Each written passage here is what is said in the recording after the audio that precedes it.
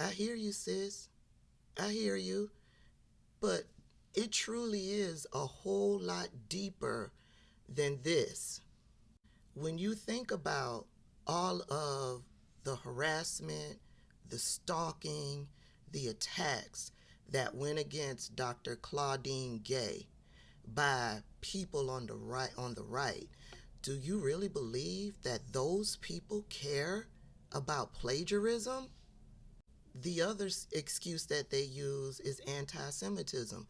Do you really believe that those people care about anti Semitism? Back to plagiarism. If those people cared so much about plagiarism, why haven't they gone after any other individual high up in these elite institutions? Plagiarism and the made up anti Semitism were the tools used to finally get rid of Dr. Claudine Gay. If she plagiarized, then she plagiarized and she should be held accountable. But this is deeper than that. Let me show you. This is Christopher Rufo. If his name sounds familiar, it should. Christopher Rufo was behind the war on wokeism, the war on woke, the war on CRT. He was the one that created the lies and the misinformation surrounding CRT that got the right all upset and trying to ban it from schools all across the country, knowing that CRT isn't taught in schools. He was behind that. He is the one behind the war on woke that Ron DeSantis took on majorly. And remember what I've told y'all. Whenever they talk about wokeism or the war on woke, replace the word woke with black. And when you look at the full picture, when you dive deeper, this hits different. This man announced boldly, openly, out on Twitter what his plan was. He's even bragging about it. A drama in 4 acts. Beautiful. Act 1, he posted back on December 10th. Real Chris Brunette and I have obtained documentation demonstrating that Harvard President Claudine Gay plagiarized multiple sections of her PhD thesis, violating Harvard's policy on academic integrity. This is a bombshell. Then he followed up on December 19th. We launched the Claudine Gay plagiarism story from the right. The next step is to smuggle it into media apparatus of the left, legitimizing the narrative to center left actors who have the power to topple her, then squeeze. Then the New York Times jumped on board with this: why Claudine Gay should go.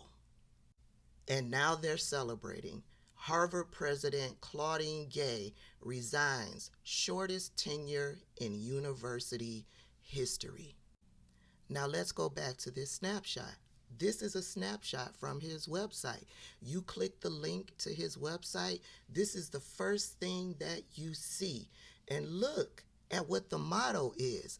The headliner for his page: leading the fight against the left-wing ideological regime. Now you think about what he did for CRT and what he's trying to do for wokeism.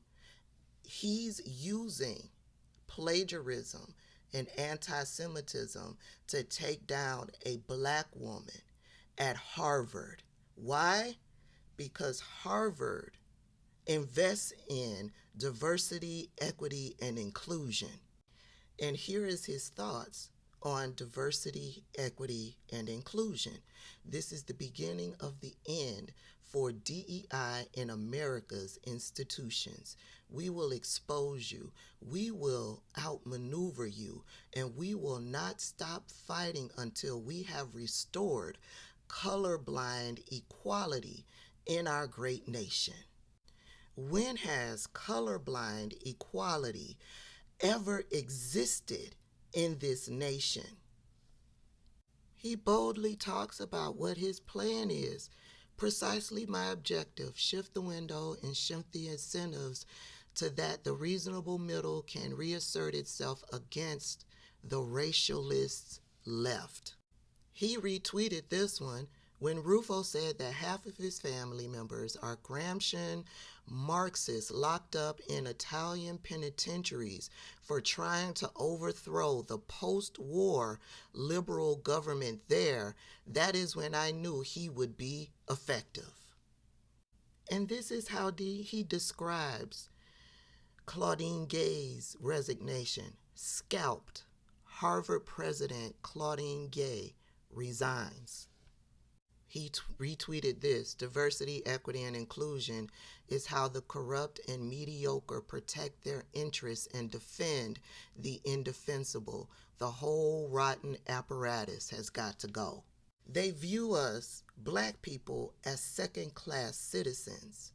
They don't view us as being equal to them. And so when you see those types of tweets, it is them saying that we don't deserve to be up in these higher positions.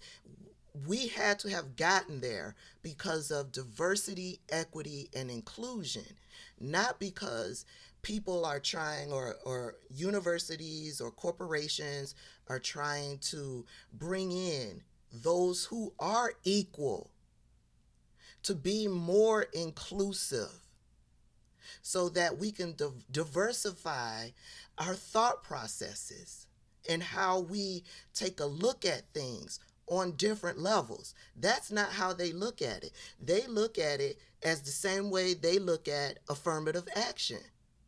We got in because of diversity, equity, and inclusion, not because we are equal and we are deserving.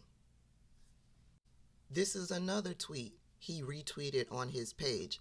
Claudine Gay is a huge scalp, no doubt about that, especially when combined with Liz McGill's a few weeks ago. But we can't rest on our laurels. This is a fight for civilizational sanity against civilizational arson.